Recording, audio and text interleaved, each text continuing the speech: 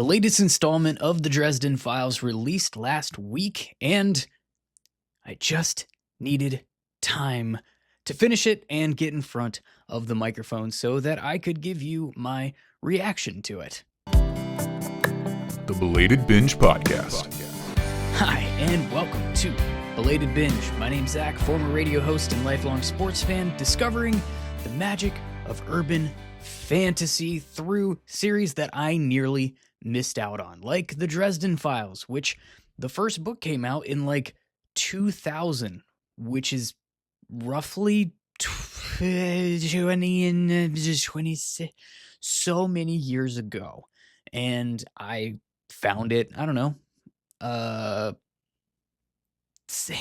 6 months ago, probably 8 months ago. I found Dresden Files, and I've been obsessed with it. And I'm so glad that we got a new book. It was called 12 Months. If you're a fan of the Dresden Files, you already know that. This is not news. And so what I'm going to do today for the podcast, there are going to be spoilers for this book, but they're going to come later in the episode. I'm going to do my spoiler-free portion of my reaction or review, and then I'm going to get into some of my thoughts on a little bit more specifics with the storyline that are going to be more spoilery. So you can, if you have not had enough time to finish 12 Months just yet, or are considering picking it up, or for whatever reason you're one of the people that had trouble getting the audio version downloaded, or maybe the copy got lost in the mail, there was a winter storm, whatever happened, and you're not ready yet, but you want to hear kind of how the book was, you can listen or watch roughly the first half of this and then come back for the spoiler part later. So, spoiler-free 12 Months. I guess we should start with the obvious, right? We knew going in from all the promotional materials, the title of the book, the idea behind this book was going to be how Harry was able to, I guess, deal with the loss of Karen Murphy from Battleground. So this book spans the 12 months after Battleground took place. And I think it was set up well with Battleground too, because there were a couple of different things that Harry was given basically a year clock on, right? There was Listens to Wind, who told him that he would give him a year to come back to him and let him know what the hell Starborn means. And there was also the year that he had for a forced engagement to Lara Wraith, because Mab decided to play matchmaker against his will. So there were those two nuggets that worked really well to bring on a book to cover that span of time, right? Because you could have gone in at least a couple of different major ways with that book and get people all excited, fans like me, speculating what the hell is going to happen in 12 months. So it was smart. It was really well done. And some of the stuff that Jim Butcher has come out with prior to the release of 12 Months, I know he did a Q&A in a Reddit thread that he linked on his website, and I'm sure he talked about this in other places that I'm just not thinking of right now, and he's going on the book tour currently, and I'm sure he's talking about it there. But basically, I guess the idea here was he started writing Mirror Mirror, which was the planned next book kind of all along, and he just kept running into it wasn't working, he said. It didn't make sense because there were new characters that were going to be involved, and it was he said it just didn't feel right, essentially. So he put a pause on Mirror Mirror and kind of realized he needed to flesh out that period between Battleground and Mirror Mirror happening, thus the birth of 12 Months. And in a lot of ways, this feels like the in-between time that we would normally get from a Dresden book because, as you know, the typical Dresden Files book is the worst weekend of Harry's year. And there's always a period of time between the one book and the next, and usually it averages out to about a year. Sometimes the next book happens sooner in that following year, sometimes later, so time can vary. What is time? It's a construct. Are we all just rocks floating? Or no, we're not rocks. Are we specks floating on a rock in space? I don't know. I don't have these answers. What I do have answers to is whether 12 months is a good book or not. That's what we're here to discuss. And I would say, yes, it is. To go ahead and bury the lead, yeah, I enjoyed 12 months. But in a lot of ways, it was refreshing to get that different lens into Dresden's world. Because, again, normally we don't see this part. We see a absolute sprint to an unwinnable battle with hurdles in front of it, and then it's over. And then the next book is that again, and we get mentions, and we get like a little bit of either through the dialogue or through the narration, we get caught up on some of the stuff that happened in between that's relevant to that next story. This book is that time in between before Mirror Mirror happens, which, by the way, Butcher also said he's about 30% done with Mirror Mirror, and it seems like he kind of already knows what the story is going to be. He just needs the time to sit down at his computer and write it after this book tour is over. So it sounds like he thinks that Mirror Mirror is going to kind of just fall out once he gets a chance to sit down. So it's going to go pretty quick, which is exciting. We shouldn't have to wait as long between 12 months and Mirror Mirror to come out, which all of us would love to be the case.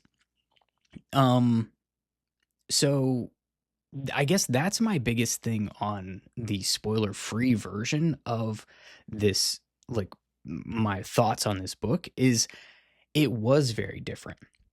The pacing was very different, but it didn't take away from the intrigue of the story. I was a little bit worried about that. And Butcher said, again, in some of those interviews that he had a hard time writing it. It was a challenge to write it because he doesn't write these long periods of time. He writes the worst weekend of Harry's year. And so he was, worried about whether or not he was going to do a good job of keeping, doing this style, of novel. And I think he did it. That pacing, while it's very different, it still is very satisfying, and also it keeps you interested. It is slower, obviously. You can't sprint through 12 months like you can sprint through 3 days, as we would normally get. But you do have kind of some of those typical Dresden elements in this, right? Like there's, as you would guess, multiple things that he's trying to juggle. It seems like everything is hitting him all at once. The issues are piling up. He's got a never-ending supply of problems to deal with, and he has no choice but to push through and figure it out. And all while he's dealing with the fallout from Battleground, and not just him, but obviously the people around him and the city around him, Chicago. Chicago was basically decimated in Battleground. So it's not a spoiler to say that has an impact on people's lives and what's going on around Dresden. Big shock, right? And we get that in this book, and we get a really cool development, I guess. And I would say that one of the biggest things about this book that is truly different in terms of kind of the emphasis of the story is more on the characters. And I like that. I appreciate that. I actually, so a little bit of background on me, I guess, is that I am not your typical fantasy nerd. I am a sports person. I am like a nerd about stats and kind of a data nerd in my regular job life, but I've never been a like fantasy book nerd. I am coming to these stories through the experience of hosting this podcast and am kind of finding a love for this urban fantasy genre in particular. The idea that like the magic is right here with us, and it's fascinating to me. But that gives me a slightly different perspective, I guess, because I'm not here specifically for the supernatural part. Like, that's not the part that I think has me hooked on the Dresden Files. The part that has me hooked on the Dresden Files are the characters. It's Dresden's personality. It's his growth and his snarkiness and his sarcasm and his attitude, like as a as like a first person narrator of this story. I find him incredibly compelling, and I really enjoy the supporting characters around him, and I enjoy the pacing of the books. I enjoy how he is kind of lining up allies and all the stuff that he gets into, but the monsters themselves are very much secondary for me. A once truthfully, once it gets to like the description of what a ghoul looks like, I kind of like,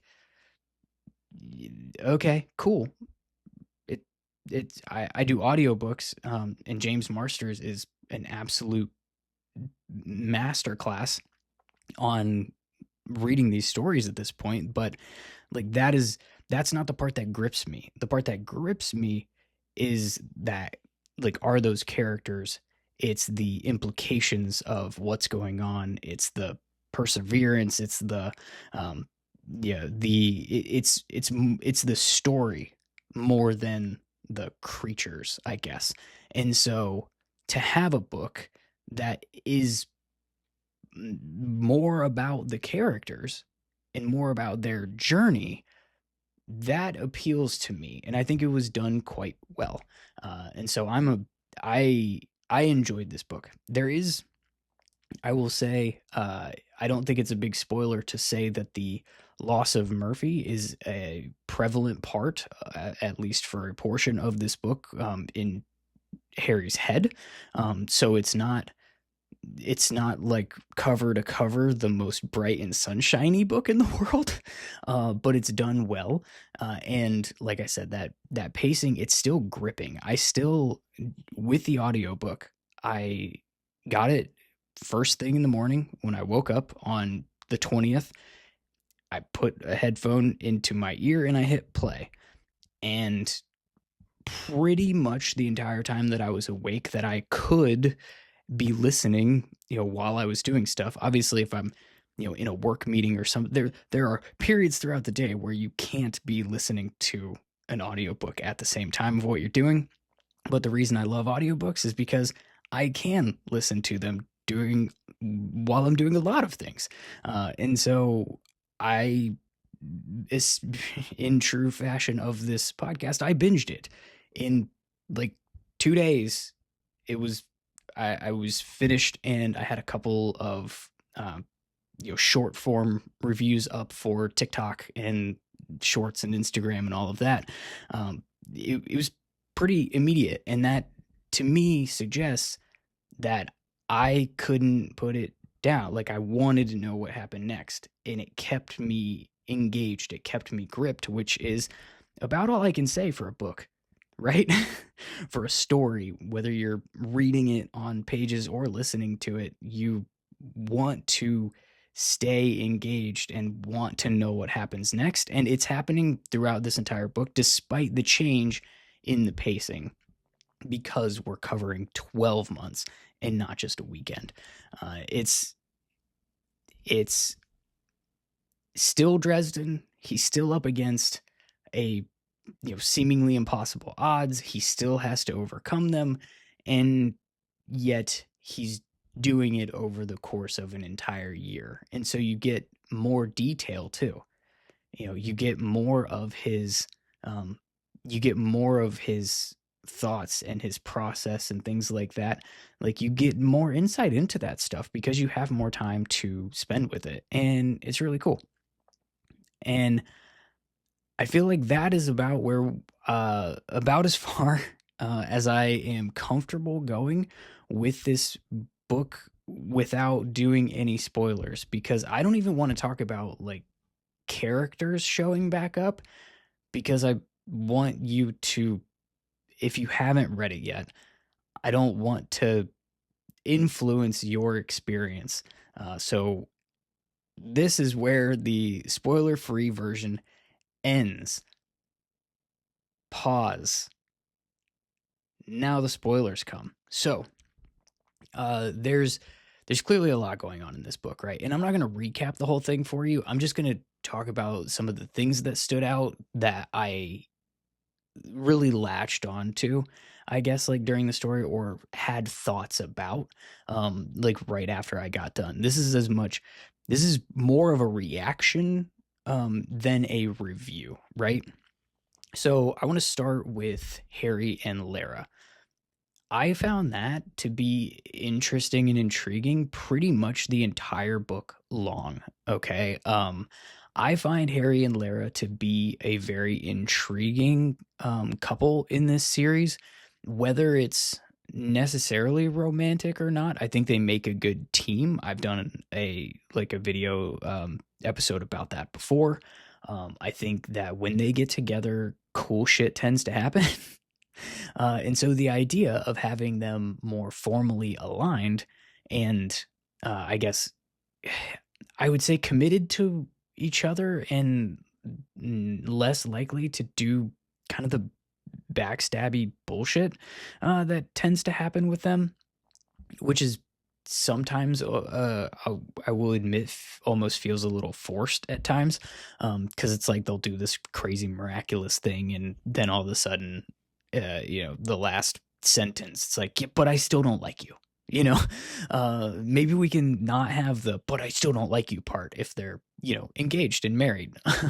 So I found that intriguing going in and how that was going to get explored, and I didn't feel disappointed with it. Right, I thought it was going to be really interesting how they were going to attack the fact that she is quite frankly capable of like eating his life force and uh, basically enslaving him, and yet Mabs still is going to need him to be the Winter Knight, and the Winter Knight can't be enslaved to a vampire that he's can't function without her lusting after her. I didn't know how that was going to get handled, and how Mab could think that it would get handled and not be a problem for her. And I did not at all expect the way that they did it, right? With him being able to actually like separate her demon from her and feed it. I thought that was really cool. And it, quite frankly, it kind of makes me wonder, hey, does that actually, like, hear me out? Again, I don't think that their relationship necessarily has to be romantic, but it would be tough for him to be in a relationship with a succubus and not have some urges and desires of his own, right? He's human. We've seen. But I wonder now, because I had put some theories out there of like, okay, how could they actually do that? Could they get romantically involved and physically, involved without her essentially like eating away his life force and killing him over time? And I had a few ideas.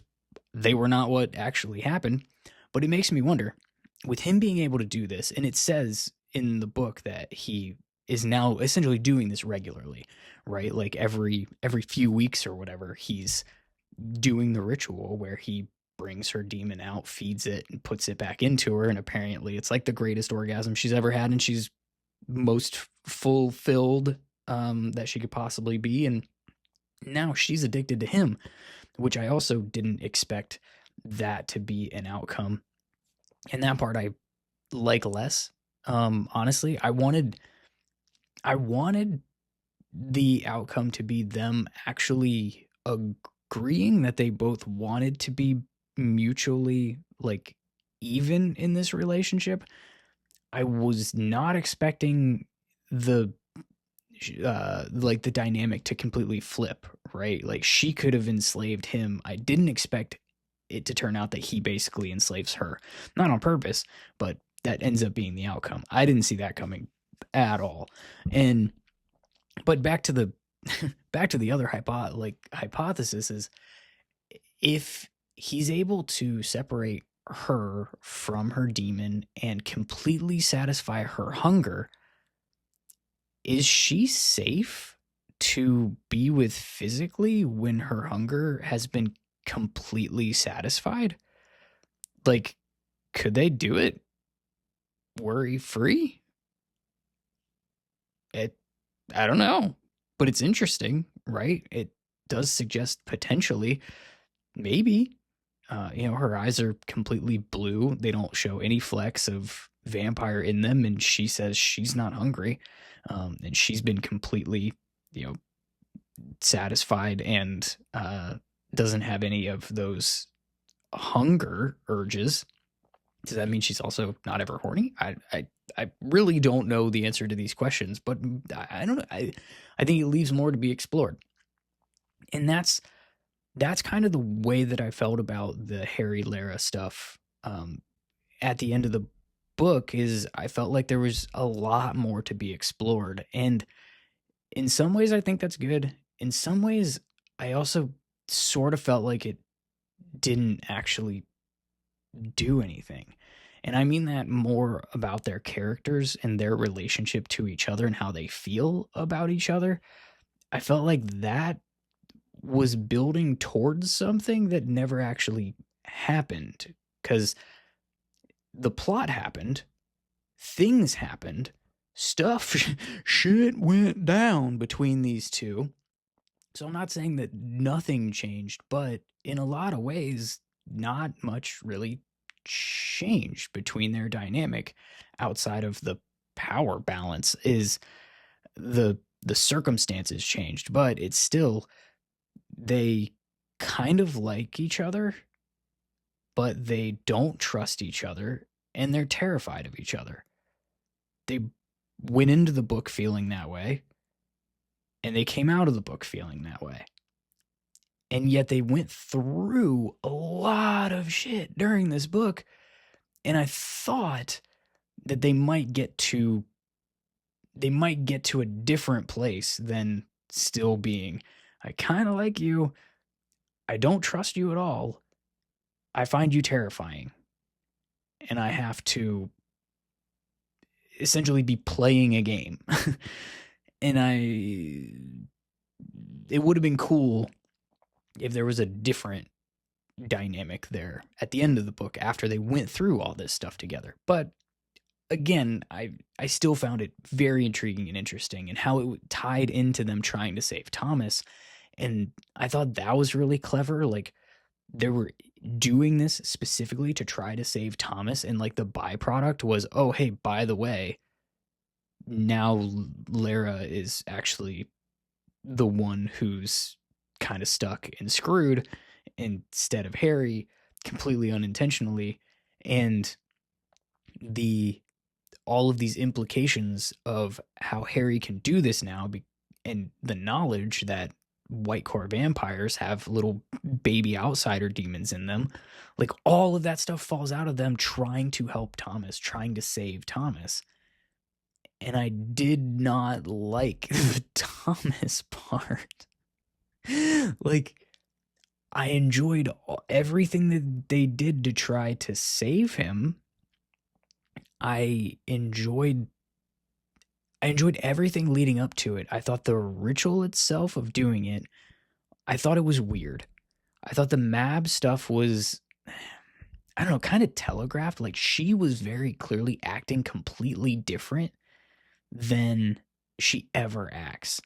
which I thought was a little bit of a flag, that she wasn't actually doing what she was trying to, like, threatening to do, but also, like, it feels like it was motivation for Thomas to, like, get up or whatever, but also, did it did he need it?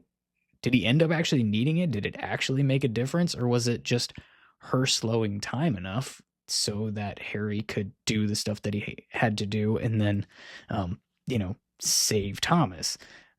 I don't know, truthfully. So it was weird. The baby was absolutely gut wrenching. It I hated it, but like in a way that you hate something happening in a book, not saying like it was written poorly, but like I didn't enjoy it at all. But the thing that really got me was Thomas's reaction to it. I thought he was probably a little too calm about the whole losing his child thing. I thought that he handled that way too easily for him to then have the reaction of being pissed at Harry, like it was Harry's fault. Like, oh, like, sorry, bro. I did this really crazy thing, tried to assassinate the leader of a whole, like, nation of supernatural beings in their home during a peace treaty. I killed his, like, right hand, uh, friend and guard and confidant. I was illegally broken out of that situation and hidden from them, and I want to be mad at you because you had the audacity to make sure that my own demon didn't kill me, that you figured out a way to save my life, keep me hidden, get me out of that situation to where they were truly going to kill me. You kept me alive, bro. Thanks. Oh, and by the way, you also called in every chip that you could possibly use to make sure that also my girlfriend is safe and alive, and my baby was born safe and alive, and you couldn't get rid of all the consequences for my actions. Well, fuck you, Harry. You suck. This is your fault. That didn't that felt awful. I was not a fan of that whatsoever. Um, Luckily, the last paragraph of the book happens, and he comes around, and so you get to think like, all right, he needed time to like process the stuff that happened, and he was placing his anger in the wrong place by pointing it at Harry, and it's part of the grieving. It's part of, needing therapy, whatever, which was kind of a big thing with this book, right? This whole book was like a big therapy session. So like we ended in a place where you can say that, but in that time in between, like, I mean, hell, they had a freaking like attack on the castle that Lara shows up to help. Thomas didn't. And in that moment, I'm like, come on, man. Like, what the hell? But he comes around, and it makes it feel, and he comes around in a way that feels okay. It's not like after the Nagloshi incident where he's being a total dick, and he kind of stays a dick to Harry, like kind of to everybody for a while he's dealing with that. This one, it's like he comes back and it's like, oh, this is Thomas, right? It's short, but it feels like a reunion with Thomas. The reunion with Thomas we needed after saving Thomas's ass. So, it got there. It got to a place, but I got there painfully. I'm not gonna go through every single like plot point, but I want to talk about some of the new characters briefly, at least. Like, I think the stuff with Fitz was pretty cool. Having him show back up makes Ghost Story make more sense. because that did feel weird. It felt very much like if we hadn't seen Fitz again, it would have felt like it was just a device for Harry to do stuff while he was a ghost. And so the fact that he wasn't limited to that and he comes back around and it turns out he's actually like an intriguing, cool character. I like that. I'm a fan of that. Him getting a Valkyrie is pretty cool. And she was fun. He got gargoyles, which was so random and weird and kind of cool at the same time. Like that was, you could have given me 1,000 guesses for shit that was going to happen in this book, and I wouldn't have come up with gargoyles ever. So that was kind of fun. A couple of reunions happened in this book. So you've got the Ramirez and Ebenezer both like after being so awful in peace talks and battleground, they're just like kind of cool again. And I felt like Ebenezer's felt good. He felt like he said some, I thought it went over a little bit easy, but it still felt good. Like they talked about what happened and Harry kind of got it, right? And Ebenezer, while still disagreeing with like Harry's decisions with Maggie and stuff, he's able to put that aside and not be a rage monster like he was in peace talks about it and just like be in their lives. Like, so that felt good. That was cool. It was weird that he was able to do that, but he wasn't able to show up at the end when Harry needed help, but that's fine. I feel like Ebenezer sometimes has to be like written out because he's a cheat code and Harry needs to be able to do this stuff on his own. So like, it's fine. But Ramirez was weird because he, in this book, felt like Ramirez, a like brooding version of Ramirez, but like he was good to Harry. They were friends. Like they had each other's backs and could talk to each other. And like, that's not what was happening in Peace Talks and Battleground.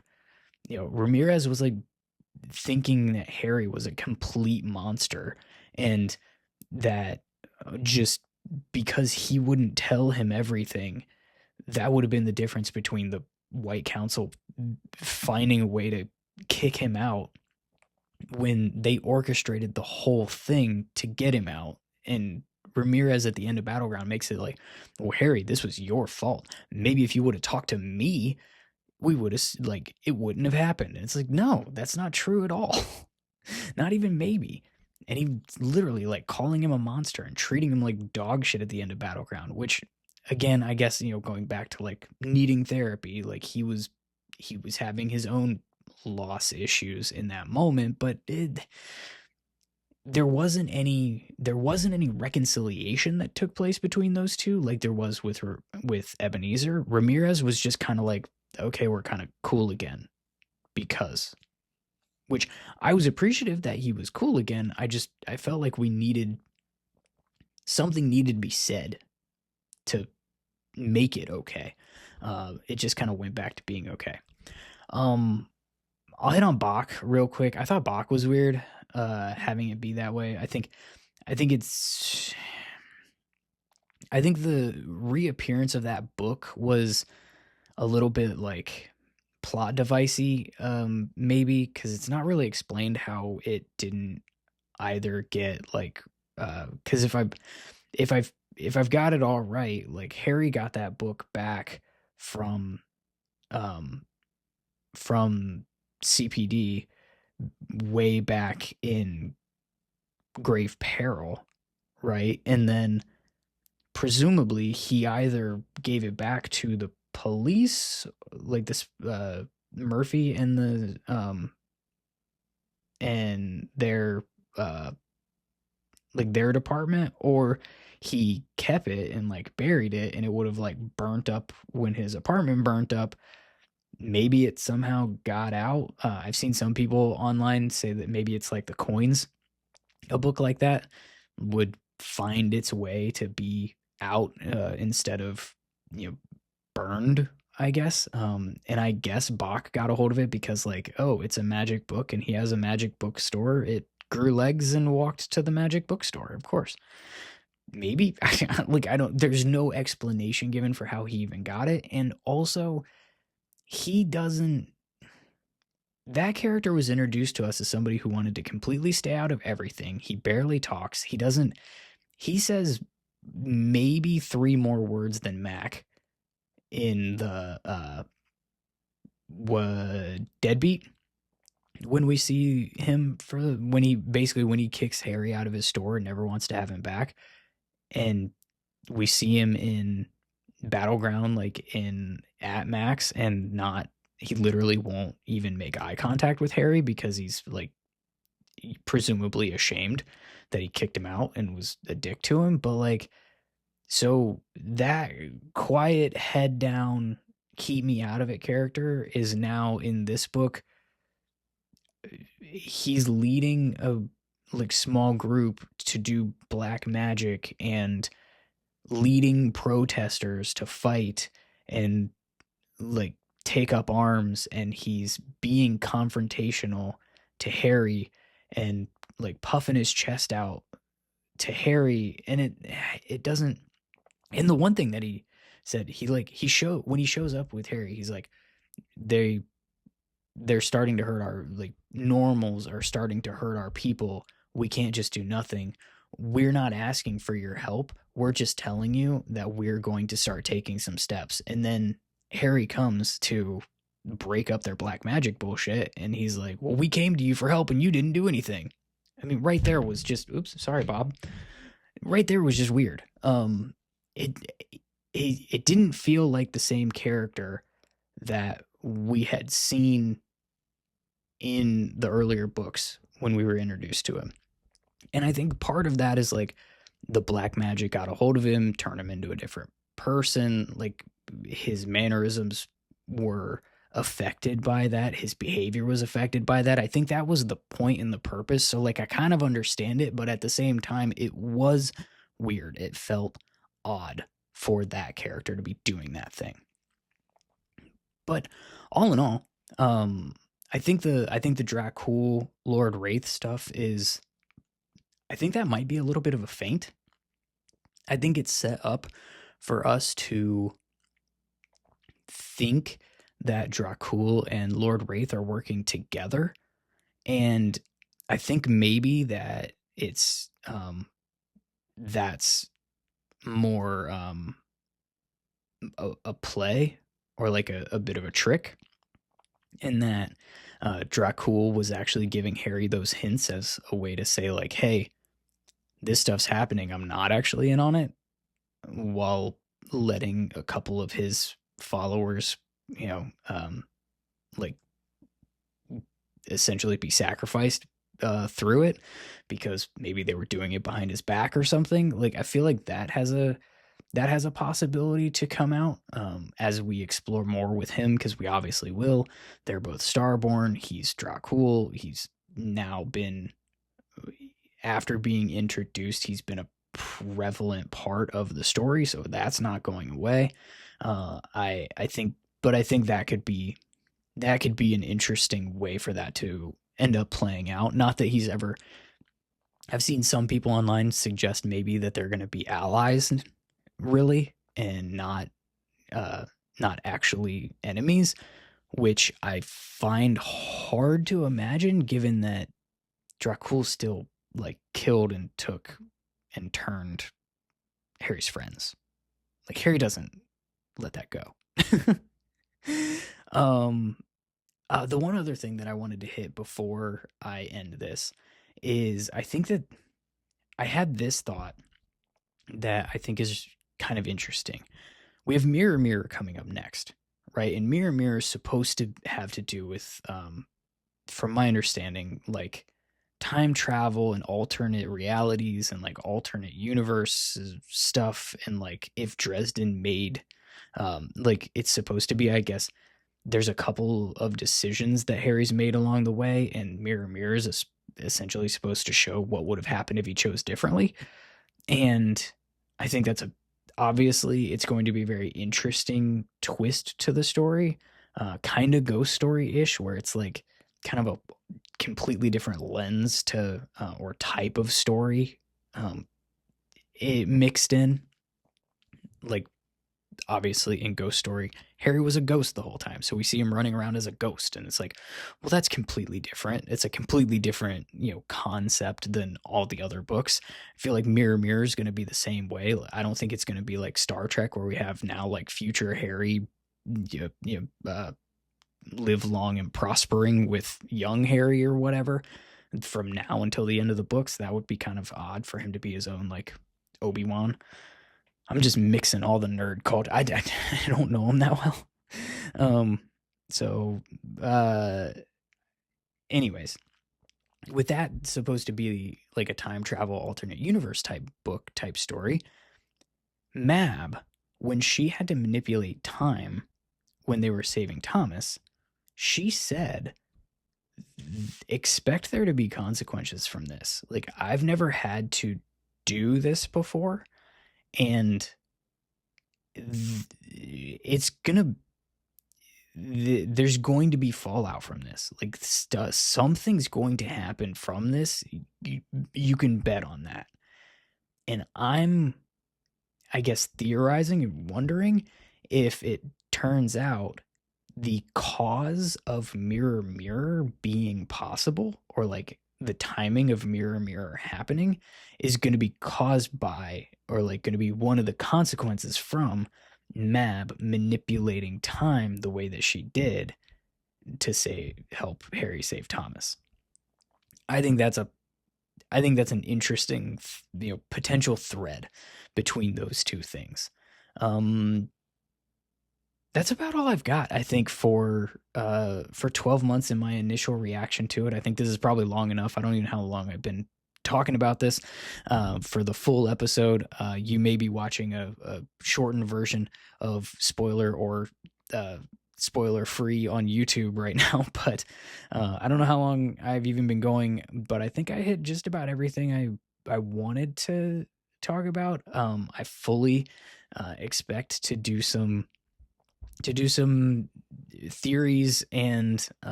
some fun, short form from this for TikTok, which is growing. If you're not following Belated Binge on TikTok and all the socials, that's obviously where I do a lot of quick hitter thoughts about these books. I'm going to try to do more full episodes. There's also a Dresden Files specific podcast feed that now exists. All the episodes are on my main podcast feed. For like every binge I've ever done is on that feed, but I also like to have series specific ones out in the universe, in case you're one of the people that is only interested in my Dresden Files episodes. So that has been spun up, and to get that feed going, I do have kind of like a weekly release of the previous Dresden episodes that I've done before. So you'll see those coming out every week, just to keep the feed going, and kind of breathe some life into it. But those some of those episodes are already released on my main feed and on YouTube as well. So, but that exists. I do still have Patreon. If you are interested in anything that is going on there for bonus perks, patreon.com/Belated Binge. I would love it if you would subscribe to the YouTube channel or to whatever podcast app that you are using right now to hear my voice. Go ahead and hit the follow or subscribe in there, and go ahead and leave me a review.